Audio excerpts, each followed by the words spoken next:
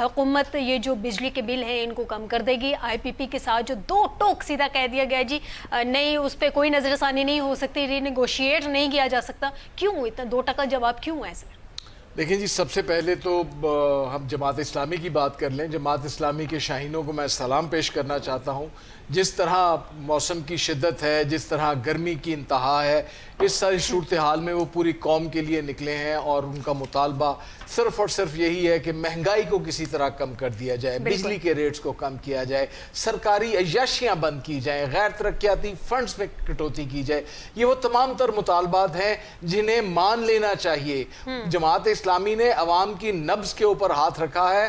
آج وہ لوگ جو جماعت اسلامی کے مخالف بھی تھے لیکن ان کی اس مہم کی وہ حمایت کر رہے ہیں. وہ سمجھتے ہیں کہ یہ مہم عوام کے مفاد کے اندر ہے, اور اگر عوام کے مفاد کے اندر مہم ہے تو میں ان تمام لوگوں سے کہوں گا جن کا تعلق کسی اور بھی سیاسی جماعت کے ساتھ ہے, اس کاز کے ساتھ جڑ جائیے. اگر آپ اس کاز کے ساتھ جڑ جاتے ہیں, اگر آپ اس دعوے اور وعدے کے ساتھ, اس نظریے کے ساتھ آگے بڑھتے ہیں کہ ہمارا مقصد صرف اور صرف یہ ہے کہ اس ملک سے مہنگائی کو ختم کریں اور غیر ترقیاتی اخراجات, حکمرانوں کی عیاشیوں کے اوپر کٹ لگوانے کے لیے ہم نکلیں گے, تو یقیناً یہ مسائل حل ہو سکتے ہیں. اب جہاں تک آپ نے بات کی کہ کس طرح بجلی کے ریٹس کم ہوں گے, تو جو اندیا ملا ہے حکومت کی جانب سے وہ ہمیں یہ ہے کہ جو چائنا کے آئی پی پیز ہیں ان کو کوئلے کے اوپر لانے کی کوشش کی جا رہی ہے, اور ان کے ساتھ نیگوشیشن چل رہی ہے ہماری, جس سے ₹2.5 کے قریب پر یونٹ بجلی کم ہو جائے گی, جو کہ انسفیشینٹ ہے, جو پوری نہیں ہے, جو غیر مناسب ہے.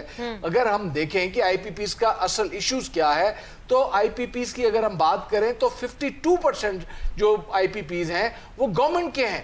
اس کے بعد 33% جو آئی پی پیز ہیں وہ پاکستان کے نجی لوگوں کے ہیں. اب وہ جو آئی پی پیز نجی لوگوں کے ہیں ان کی فہرست سامنے کیوں نہیں آ رہی؟ وہ کون سے ایسے لوگ ہیں جنہوں نے فائدے اٹھائے ہیں, جنہوں نے عوام کا خون نچوڑا ہے, جو لوگ آج اپنی جانیں دے رہے ہیں, بھائی بھائی کو قتل کر رہا ہے. وہ عورت جس نے اپنے حج کے لیے پیسے جمع کروائے تھے, لاکھوں روپے اس نے بجلی کے بل کے لیے جمع کروا دیے, اور جس کی بات فاروق انور صاحب نے کی ہے, فاروقی صاحب نے, کہ خاتون نے اپنے آپریشن کے لیے پیسے رکھے تھے, وہ پیسے اس نے بل جمع کروا کے خودکشی کر لی. اس خون کا حساب کون دے گا؟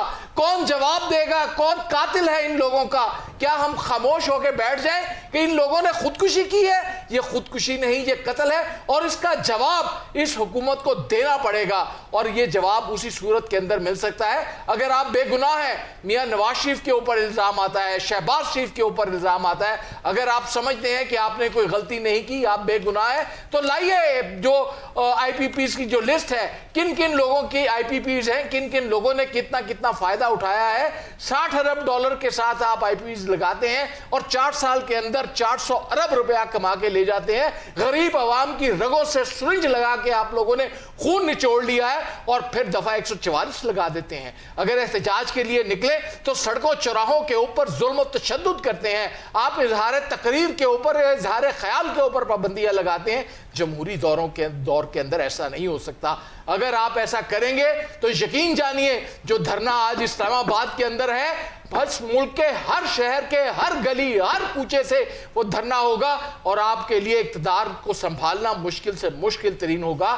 بہتر یہ ہے کہ ہوش کے ناخن لیجئے, اور جو عوام کے مطالبات ہیں, میں اسے یہ نہیں کہتا کہ یہ مطالبہ جماعت اسلامی کا ہے, میں یہ نہیں کہتا کہ یہ مطالبہ پی ٹی آئی کا ہے, میں یہ کہتا ہوں کہ یہ مطالبہ پاکستان کے عوام کا ہے, اور ان مطالبات کے اوپر آپ کو سر تسلیم خم کرنا ہوں. بالکل.